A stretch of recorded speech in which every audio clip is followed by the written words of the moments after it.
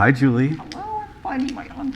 Okay, here we You're- go. It looks like you're on. Okay, off with the mask, on with the glasses.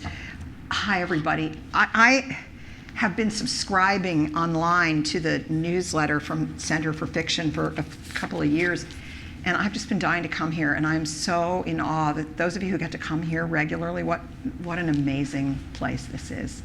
So I'm thrilled, and I'm so glad to be here with you. I'm thrilled to be here with you, and thanks to the Center for having us. Thanks for everyone for coming, and people who are tuning in.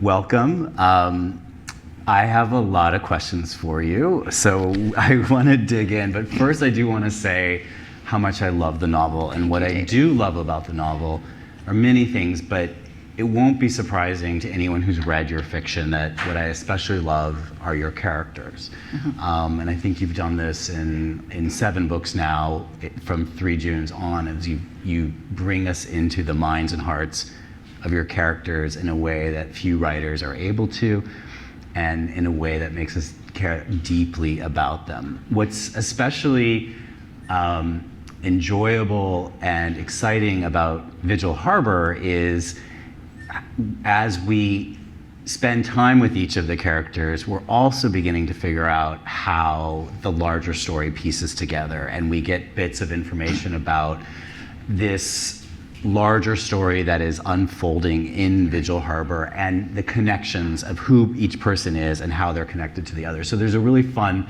kind of puzzling together of who these people are, and the different families, the different spouses, the different children, and how they intersect.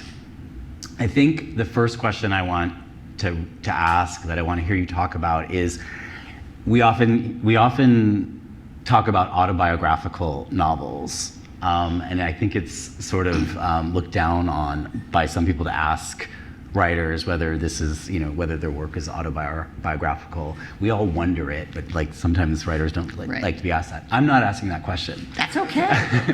This is a what I a autogeographical novel, and I feel like I can ask you that in a public setting of can you tell us about Vigil Harbor, the place in the book, and also its inspiration? Right, okay. So Vigil Harbor is very much a story about how place exerts the forces that it does on the people who live there.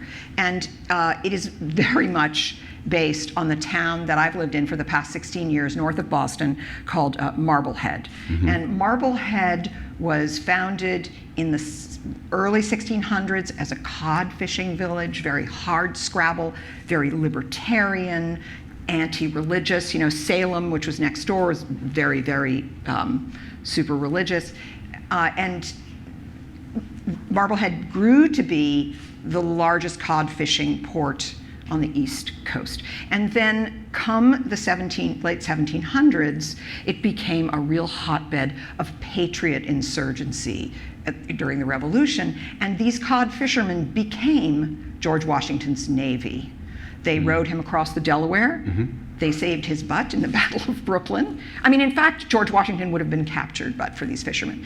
And if you hear sort of fife and drum playing in the background, that's what my town is like on July 4th. It's like a week long because the Patriot Pride, there are 600 Patriots. Did they have a name? Were they called something?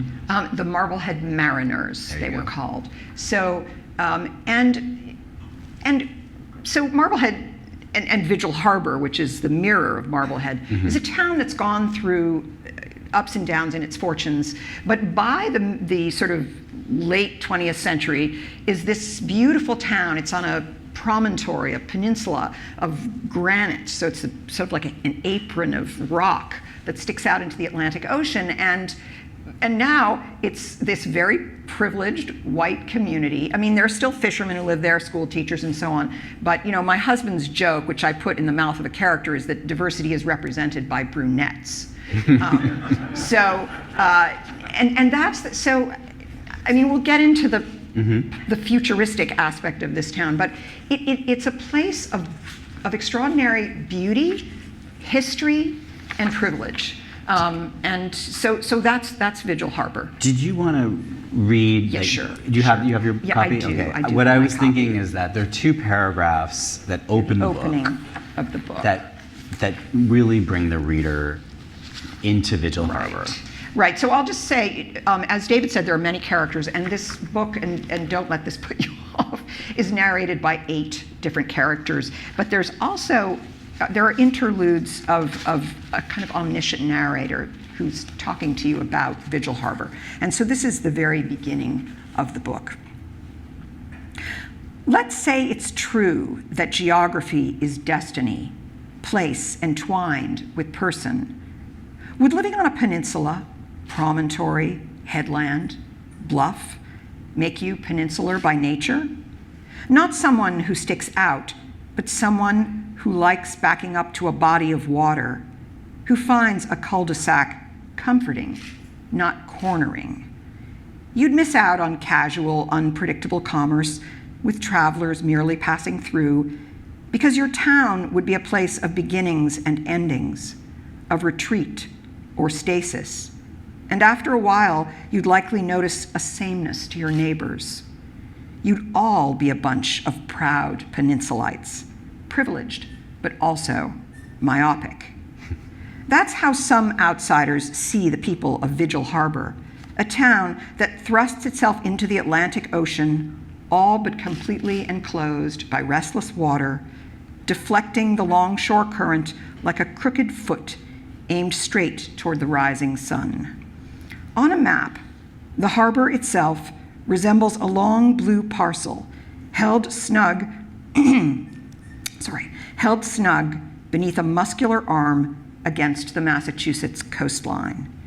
At the big toe, 2 of the town's oldest roads rise toward a park with a view raised high by granite cliffs. The shoreline here is rugged with rock, nothing like the bygone aprons of silken sand that once turned neighboring towns into summer playgrounds. Much of that sand recently eroded by pummeling rains and swallowed by storms that no longer repay the ground they borrow. That sets up a lot of what is to come, I think. A question I always love to ask writers is the origin story of their book. Could you tell us that? So this goes way back.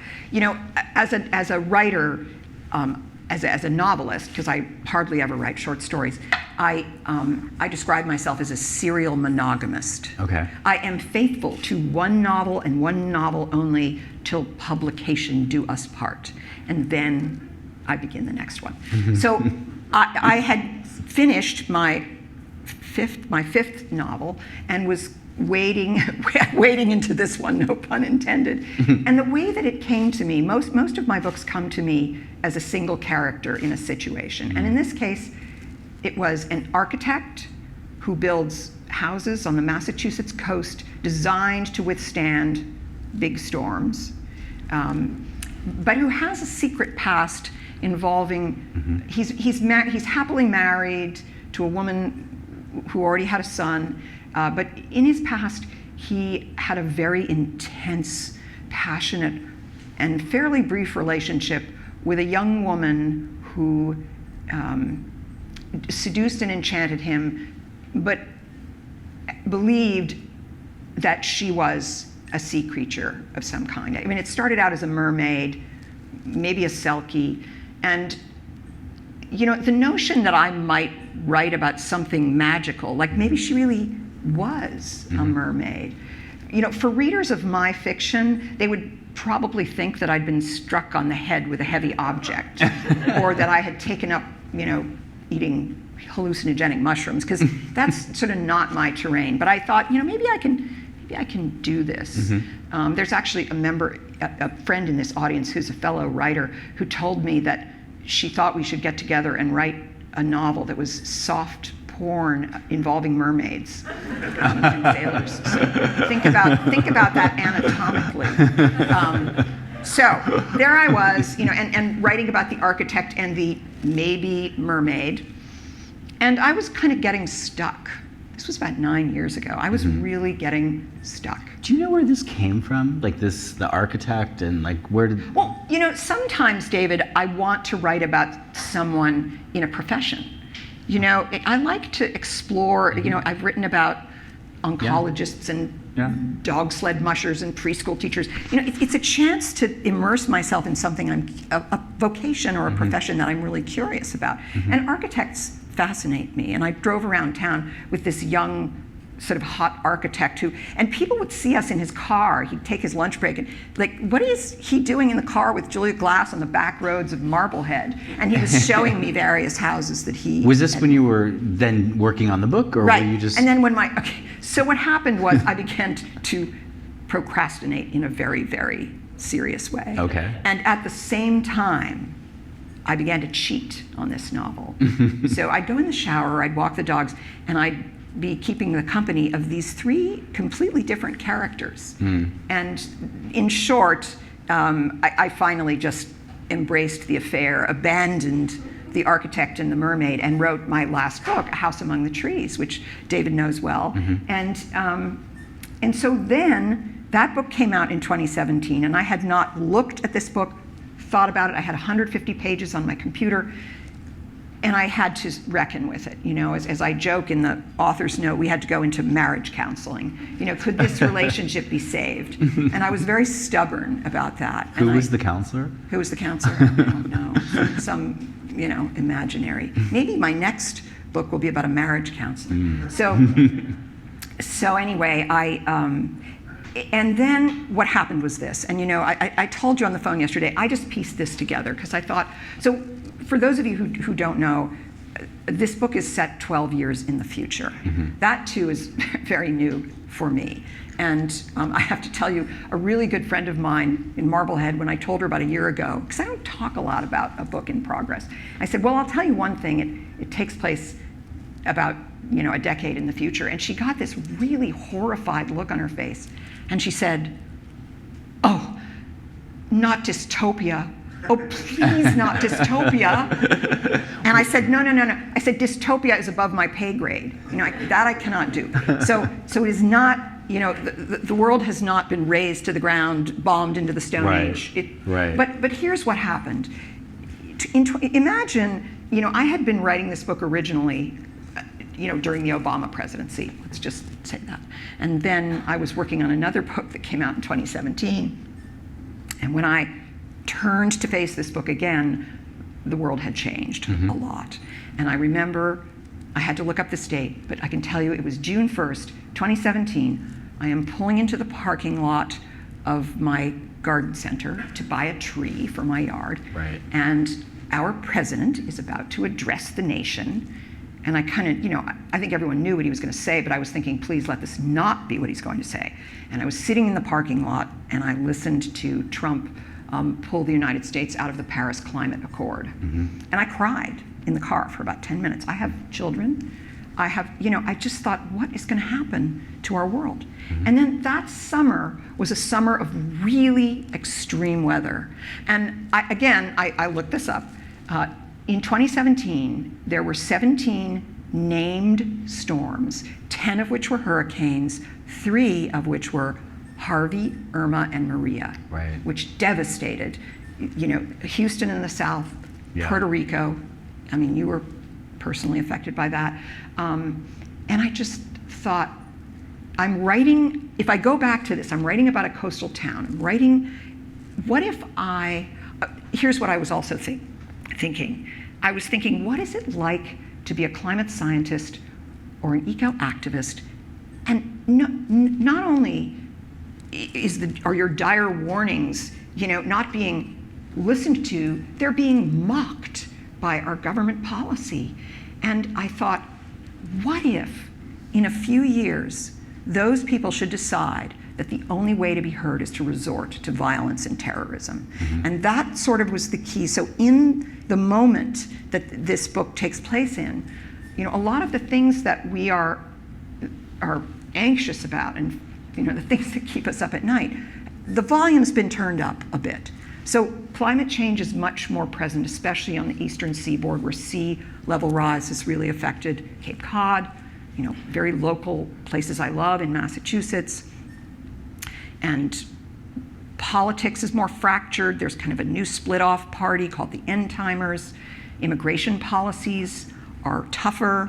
And yet, people continue to live their lives, and people who are fortunate enough to live in towns like Vigil Harbor can live lives that more or less that do resemble the lives that we're living now. But the protections that they have from their affluence and their geographical good fortune are not impermeable. And it's how a town like this, how suddenly the politics and the violence of the larger world intrude on this community.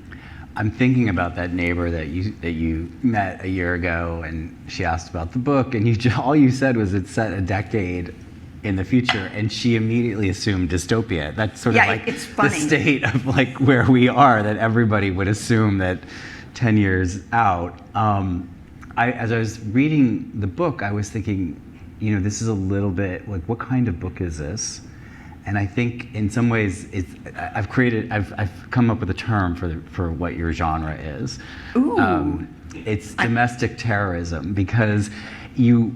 Domestic as in household? And because it's about people and families and relationships, and it's very much character driven. It's very much character. But there is terrorism hovering at the edges of this story, and it's coming closer.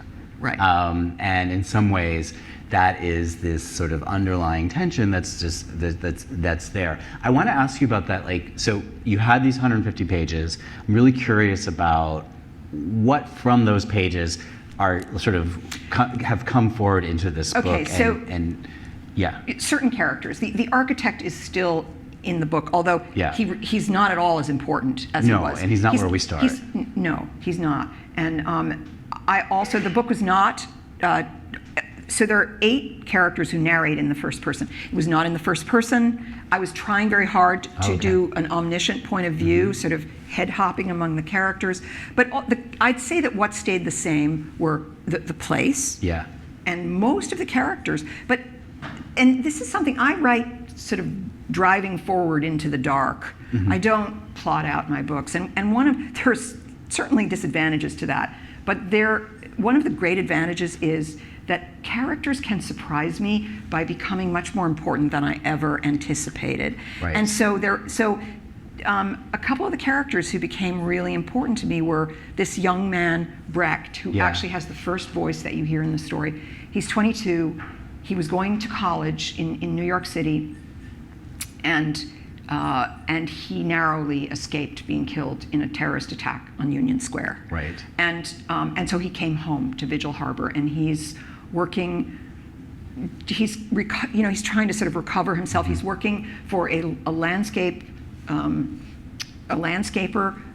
named Celestino, who is one of the very few people of color who lives in Marblehead, who's was a Guatemalan immigrant, and he's married to a woman who grew up in Vigil Harbor. And those of you who read my novel, A Widower's Tale, will recognize Celestino from that. So Brecht was a very important character to me all of a sudden. Right. And also Mike, who you say, so there's a character who's a marine biologist who, and this, one of the things that sets off the plot is that this is a town whose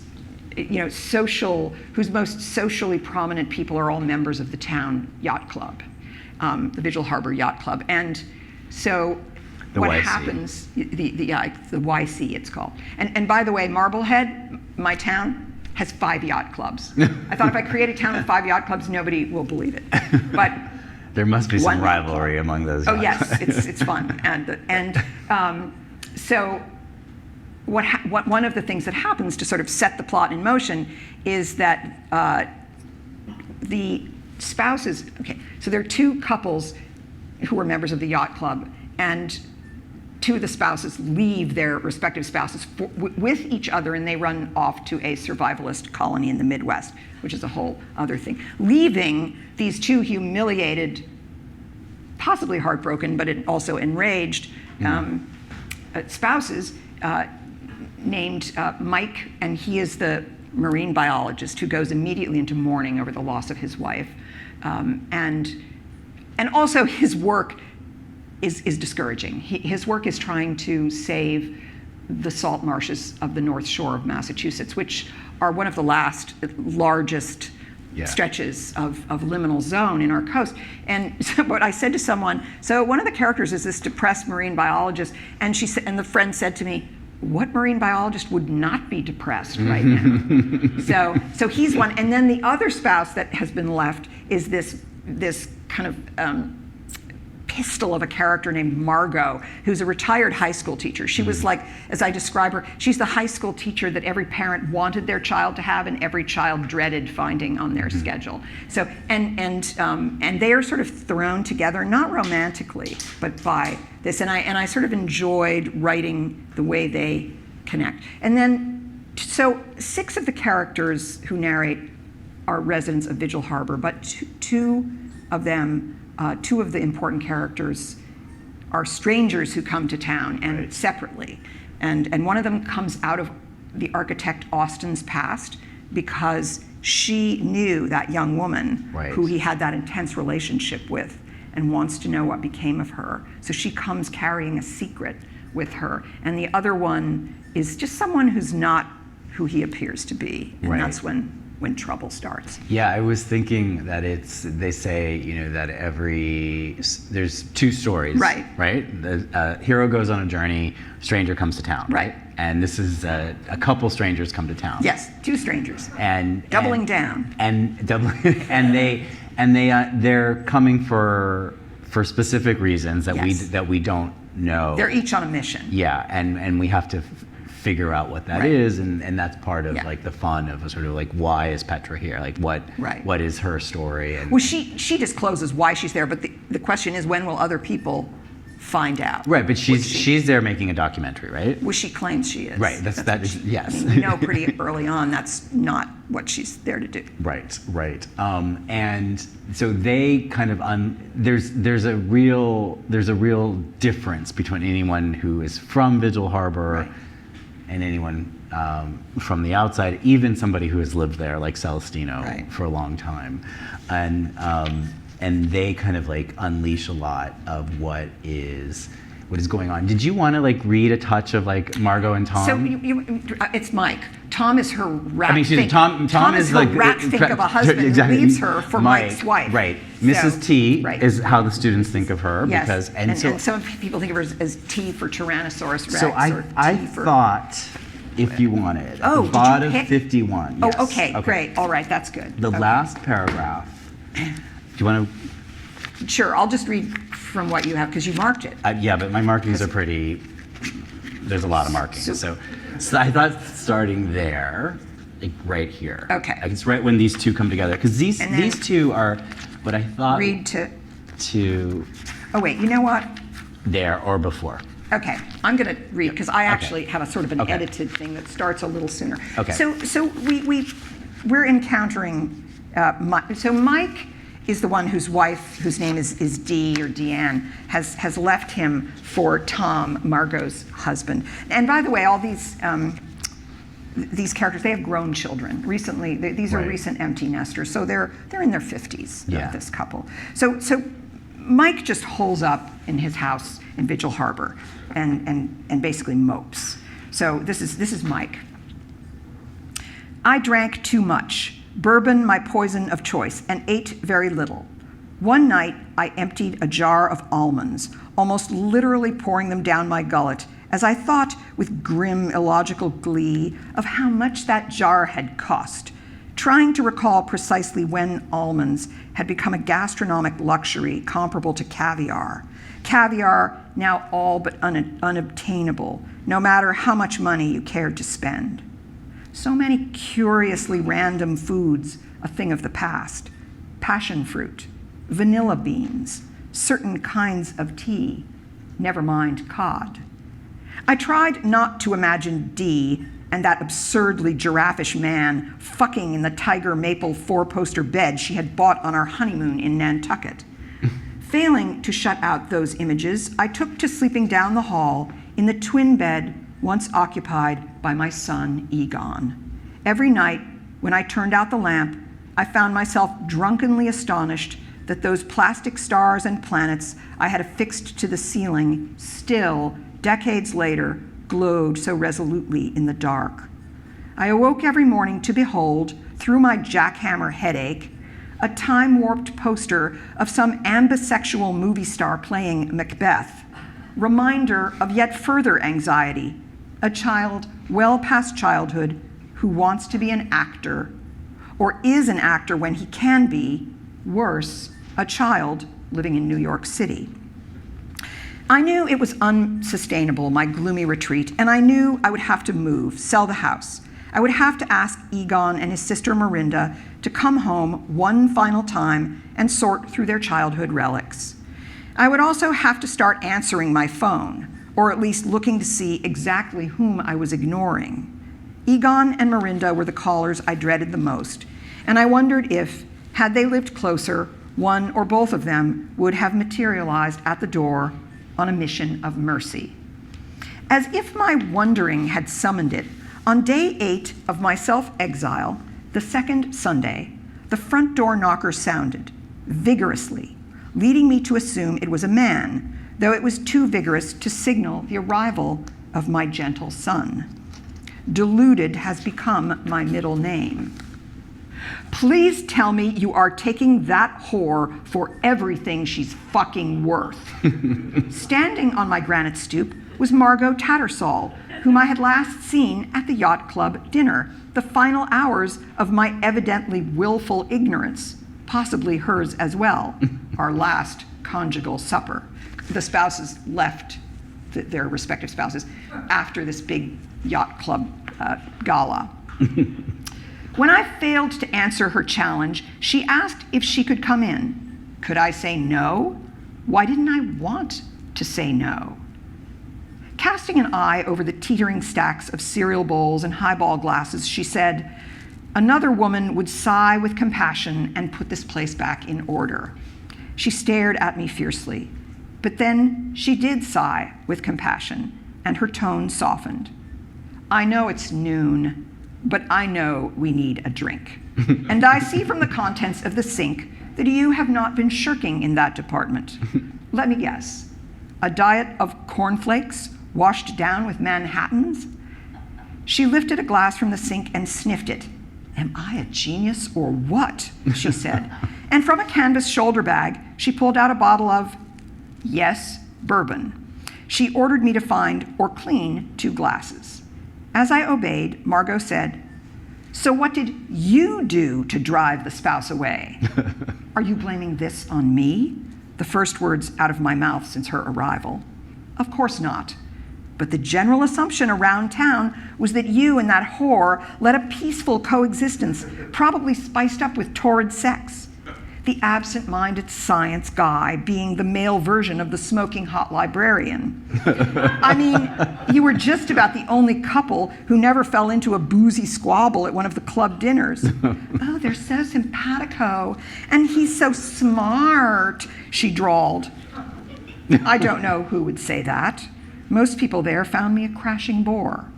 Hearing myself assess my reputation at the club in the past tense, I realized that I would resign. This felt like a glimmer of good news. I loved the sailing, but I hadn't raced in years. "Who knew," I asked, "about them?" "Not me," said Margot. "I'd have had your wife's head on a platter, Salome style. If others knew, I will find out, and I'll decapitate them promptly. Impale their heads on the tallest masts in the harbor." This did not sound like a woman with a broken heart. A wounded ego, sure. Yet Margot was one of the club wives I had always vaguely enjoyed. She never hid her opinions. She was an accomplished solo sailor, and it was hard not to notice what a sexy dancer she was at the banquets. A little overweight by social standards, she wore dresses that told the world she liked her shapely shape. "Do your children know?" I asked. I told Tom I'd slit his throat if he didn't let me break the news. I do wonder if Cynthia knew already. Her outrage sounded a little synthetic. She's his favorite, but I forgive her. She asked about Egon and Marinda. When I admitted I hadn't spoken with them yet, she took a slug of her bourbon and actually whistled. "Because?" I've been answering calls selectively. "Oh, Mike. Jesus, Mike. You're a good man, but you are kind of a coward, aren't you? Perhaps my not feeling offended by Margot's remark only proved her right. In answer to your first question, she's left me with practically everything. Ouch. Now that's emasculating, isn't it? Almost stunning, the sound of my own laughter. So let's get you out of this house. She picked up a peppermill shaped like a Balinese dancer. Away from all her tacky bourgeois shit. That is step 1 of your rehabilitation. Who asked you to rehabilitate me? I need a new hobby, said Margot. I've chosen you. Yay. That's fun to read. Those are two of my favorite characters, and every time Margot enters a room, she lights up that room, obviously, but Yes. also she lights up the page, as you just heard. We've been talking about Vigil Harbor, but there's another town that hovers over this book, which is New York. Yeah. And so I'd love you to just tell us a little bit about the role of New York in the story, and also the role of New York in your own life and your life as a writer, and put that together for us. Well, I lived in New York for 24 years, from 1980 until 2004. Mm-hmm. And I lived in Brooklyn for a while, and I can't help thinking how I would have joined this place in a minute and would have loved to come right here. But Where'd you live in Brooklyn? Carroll Gardens, when it was all Italians. Okay. It was like all these longshoremen and their families, and me, because I sort of got an under-the-table apartment. Boy, I'll tell you, was I ever protected. Okay. I was a safe girl. And I loved it. I really loved it. And so, obviously, New York is a beloved place to me. It's the setting of most of my, first 2 books. But in this book, and I feel sort of bad. I feel like I've kind of betrayed New York a little bit. It's a place that's become a lot riskier. So there's not been, in the 12 years since from now to then, there have not been any terrorist acts anywhere near the scale of 9/11. But there have been car bombings, and this one in Union Square was very significant, which took place a year and a half before this book begins. So, people like Mike, who has a grown child living there, just all they want is for their child, not to be living there. Wouldn't you just come home and be in this safe place like Vigil Harbor? Well, of course, that whole notion, Yeah. what is a safe place, is turned on its head in this book. And then, Brecht, and I don't think this is giving too much away, Brecht has fled New York, come home, live in his mother and stepfather's 3rd floor, and he returns to New York Right. at the end of the book. And that surprised me. I did not know that I would write a chapter set in New York. Mm-hmm. And that chapter, I mean, I don't know. Is that sort of what you're driving at? And it's a place that's patrolled. There's a lot of law enforcement there. Also, Yeah. the sea level has risen somewhat, and there are higher seawalls, but it's still the Manhattan that people live in now. I was also thinking that a number of the characters sort of had some time in New York. Right. The architect started out in New York. Also, this idea of how the characters think of New York as both a place that one of the characters says it's a great place to be young and a great place to be old, right? Well, there's a line about how a lot of people in Vigil Harbor spent some time there, in New York, but I can't remember what it. I remember thinking that line was kind of clever. Yeah, and that people kind of put some time in New York, and that Right, it's defining. And then the way They people came talked back. about it is sort of well, my time in New York was a little bit more important than your time in New York. Right. And people claim, even though they hadn't lived in New York for a while, they wanted people to know Right. that they had spent time. It's in like New having York. gone through some really important rite of Right, passage, and- even if they came back to the yacht club in the end. That's right. That's Right. right. And so that was very touching for me of how New York stays with people and how it lingers. And then back to what you were talking about is that it's viewed as this risky place. But those of us who live in New York, our daily life doesn't feel like how it's viewed from the outside. And it's interesting to see the characters do that. We're at the Center for Fiction. I would imagine that some people here are writers or are interested in writing and the craft of writing. So I would love you to talk, because I really want to know the answer to that. Like, how did you construct this novel? Because there are 8 narrators. There's also this omniscient narrator who Right. gives us interludes, Right. so to speak. How did you put this together? Well, as I was told by the same member of the audience who wanted to write the soft porn about the mermaid, she said, Would that be first person or third? But she described me once as a pantser, not a planner. And believe it or not, this was a couple of years ago, I'd never heard that expression before. And I was at an event of hers, and I turned to the guy next to me. There was this older man who was in the audience, and I said, "What, did she just call me a panther?" And he said, "I thought she called you a panzer," like, which is a military vehicle Yes, from the World War. Nazis. So, but I'm a pantser, and that means that this structure evolved for me. I will say that in part because I wrote it over, first one period, then another. The structure of this book changed more than any other book I've ever written. I love multiple points of view. I don't think I'm capable of writing. I think at gunpoint I couldn't write a novel from one point of view. And, I often think of it as like a relay.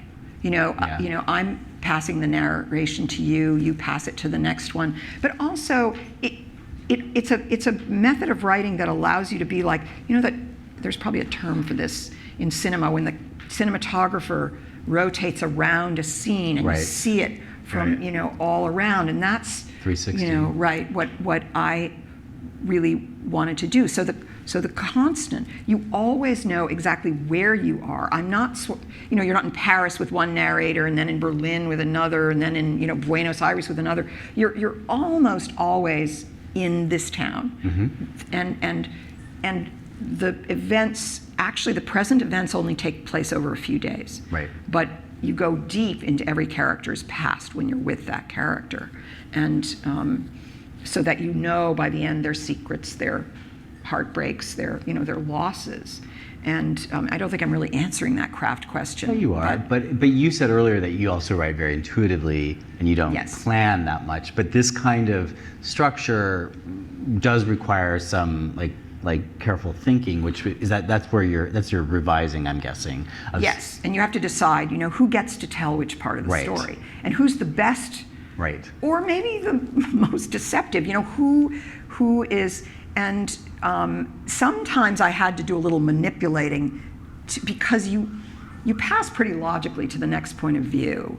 So sometimes I'd have to find a way. I think I want to go from Petra, this stranger who claims she's writing a documentary, to Brecht, and I think, well, how am I going to logically do that? Is Petra going to actually somehow intersect with Brecht so we can naturally move toward that, from her toward him? So, I want the reader to remain pretty grounded, not to be like, where the hell am I, when you move into the new. And every section, begins with the name of the next, so you know who you're with.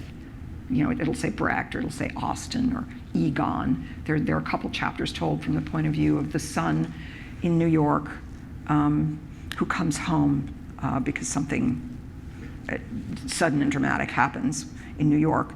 But one other thing we didn't mention, and I've done a couple of interviews about the book, and COVID features in this book. Right. So, Right. But here's what happened to me. I had just about finished a draft in February of 2020, and in fact, I was at this wonderful writers' retreat with my dear friend Cheryl Tan, who's here too, and like 14 women writers in an inn on a lake in New York, upstate New York, and I wrote 50 pages of this book, just got myself almost to the very end.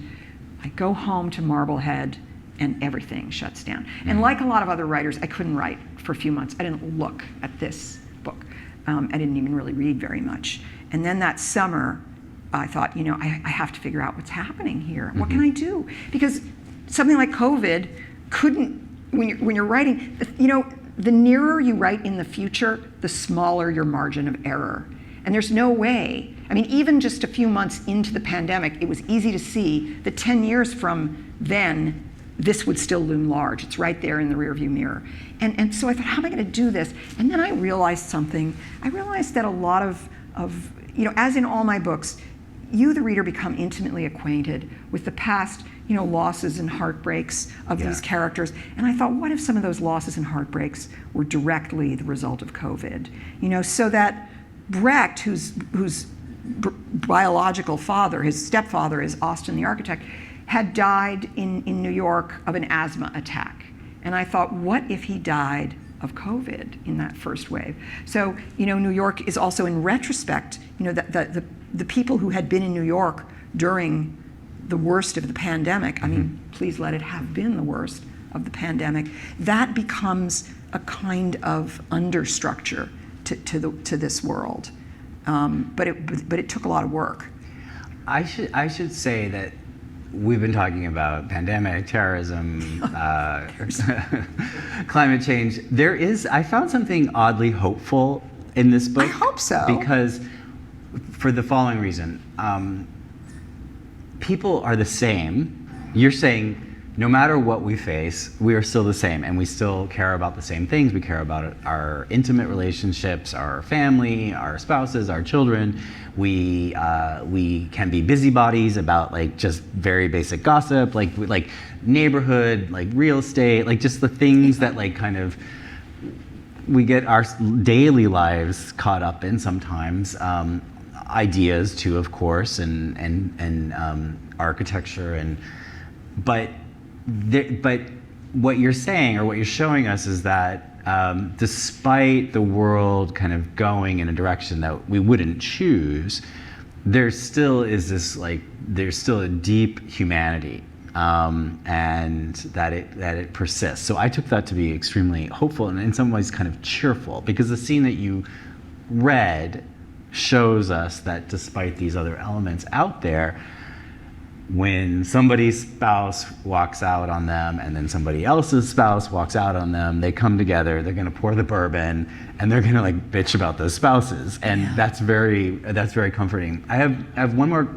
That sounds weird, but I think you know what I mean. No, but I do want to say this. I will never write a book that doesn't end in a hopeful place. Right. I just can't do that. Right, I'm an optimist. I really am. And that comes through. That comes through because the characters have that in them, some more than others. Right. I have a question for you, and then maybe it's time to go to questions. But I actually don't really. Sorry, I don't like this kind of question, but I'm gonna.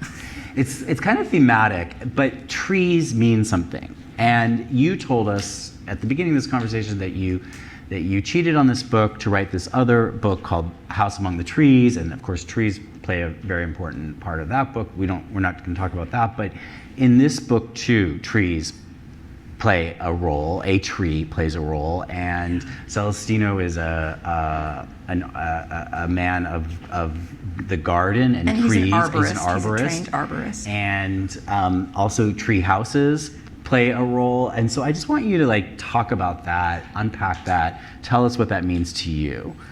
Well, I grew up in a town that is just a forest with houses dotted here and there. Where is this? I grew up in a house, Lincoln, Massachusetts, which is west of Boston. Mm-hmm. Not a coastal town, but a very much deep in the woods kind of town.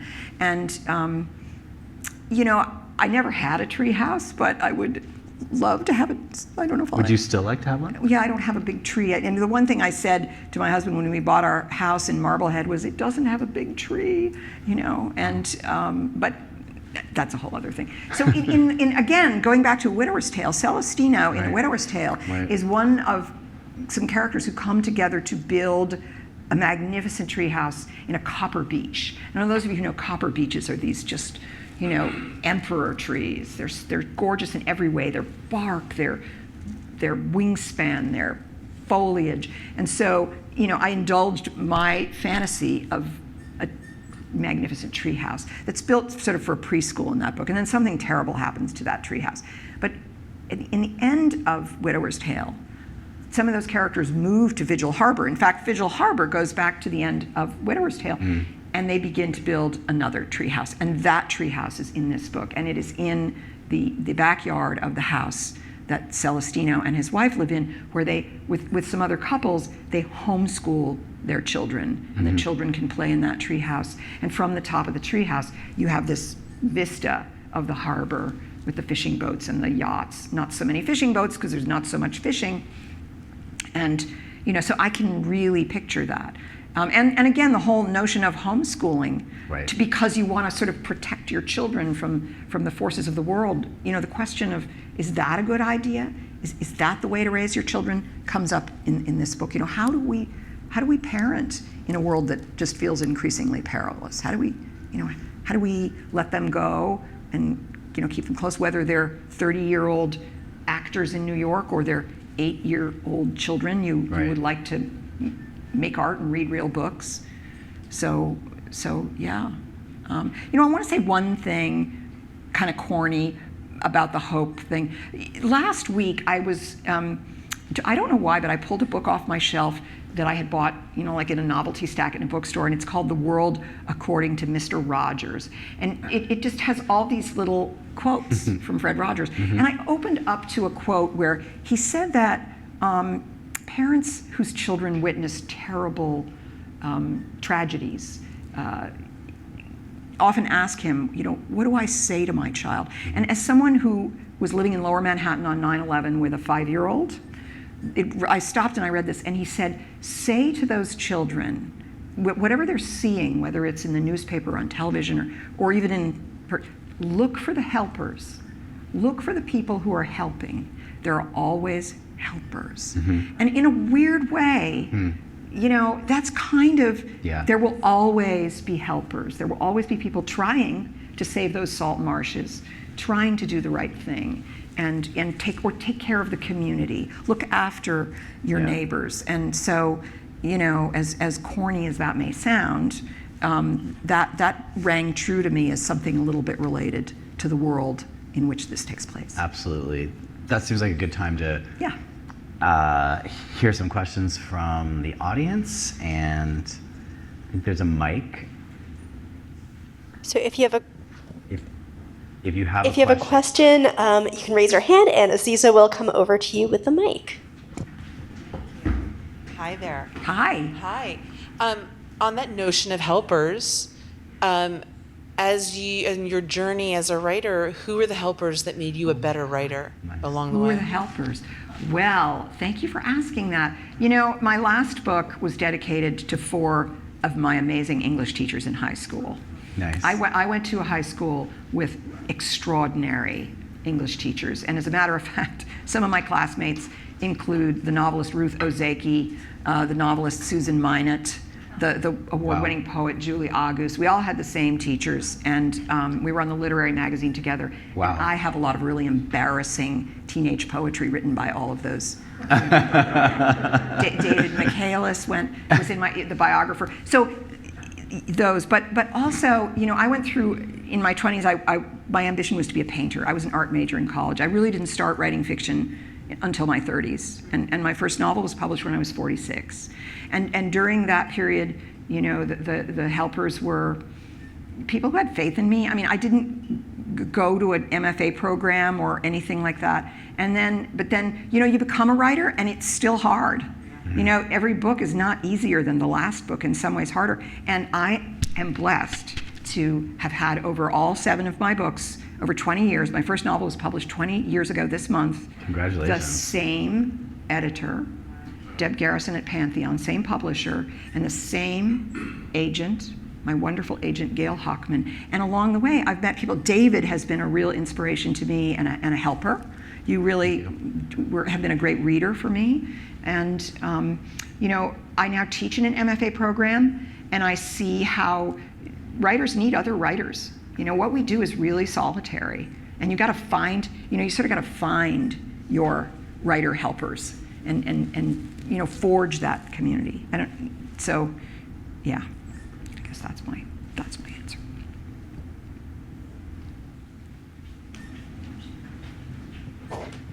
Hi, I've read all of your books. I've loved them. I love the way David started talking about place, because I think that's always been such an important part of each book.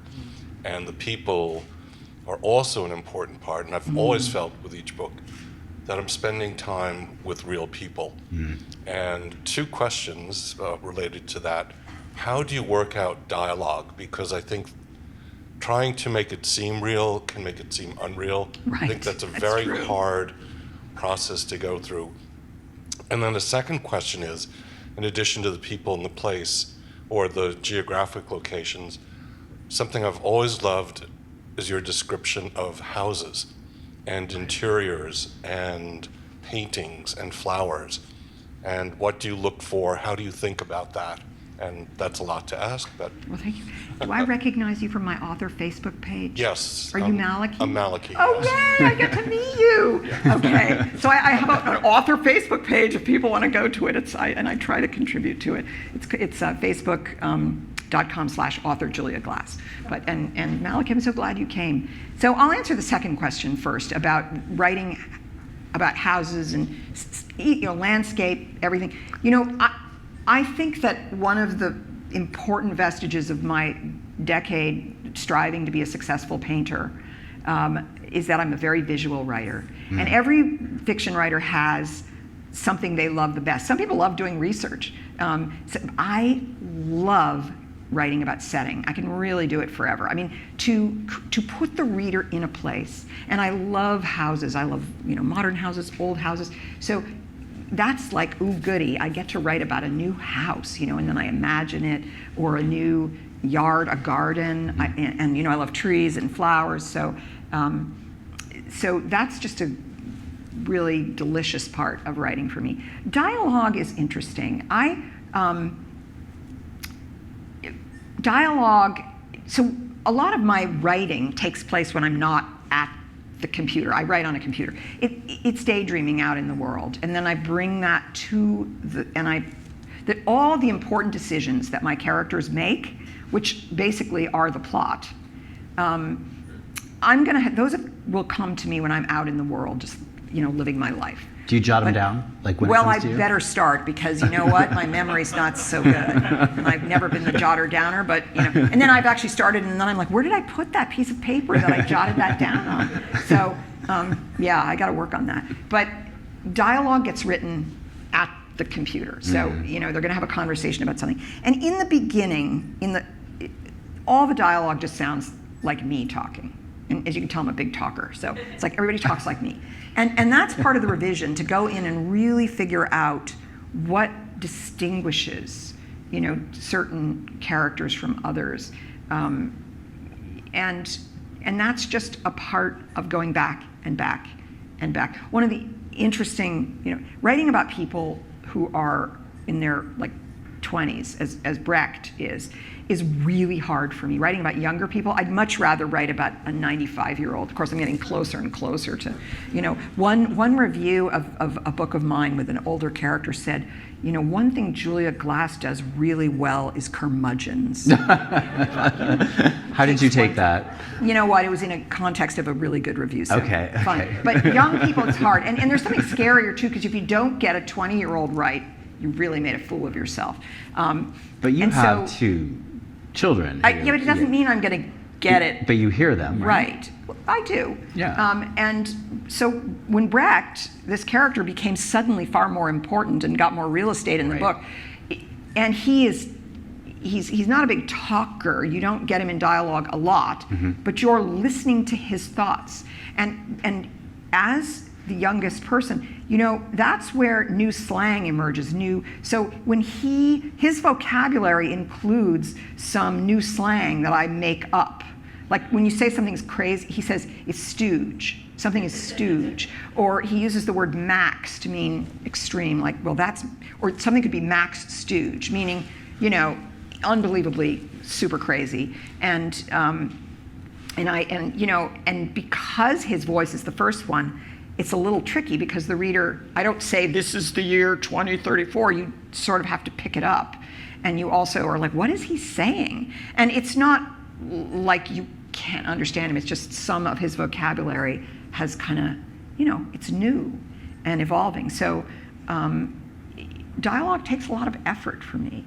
And but it's also fun. And when I read, I love to read dialogue, and So Mike, in that scene, Mike and Margot, Mike is a fairly introverted person, and Margot is a real extrovert and a real, one thing she says at one point is that when you're an English teacher, when all day long your speech is controlled, you come home and, she swears like a sailor. It's like you come home and, no holds barred on the way you express yourself. So she utters the F-bomb a lot more than anybody else. Right. She's, even though she knows Shakespeare inside and out. Yeah, you do write dialogue really well, and you also then read it really well. So that, yeah. And we have time for one more question. Oh, okay. Hi, I just wanted to ask you about your process. Do you sit at the computer for a certain amount of time each day? Do you have notebooks? What is a day like for you as far as writing? Well, it took me a long time when I started writing fiction not to feel guilty about not writing every day. No, by no stretch of the imagination do I, and by write, let's call it keyboarding, do I keyboard every day. I can go weeks and weeks without putting any new words on that page, but I'm sort of thinking about my characters. I like to say I'm marinating in my characters, and or just daydreaming. And then, I come back and maybe I'll sit down and I might write every day for a week all of a sudden after not having written for 3 or 4 weeks, and 30 pages will come out. I know Jennifer Egan writes every day, and she writes 3 to 5 pages, I'm going to say, something like that. But I'm also not a morning person. In terms of creativity, I like to email in the mornings, and afternoon is more the time I might write, which is also the most distractible time of the day. So, the one thing that gets easier, as I said, books don't get easier, but the one thing that gets easier is forgiving myself when I'm not being productive, because I know it's going to happen. I have to make it happen, but if something keeps me away from it, as long as I'm thinking about those characters, I know I'm going to be okay, and a book will emerge somehow. All right, let's give him a big hand. Thank you, Julia.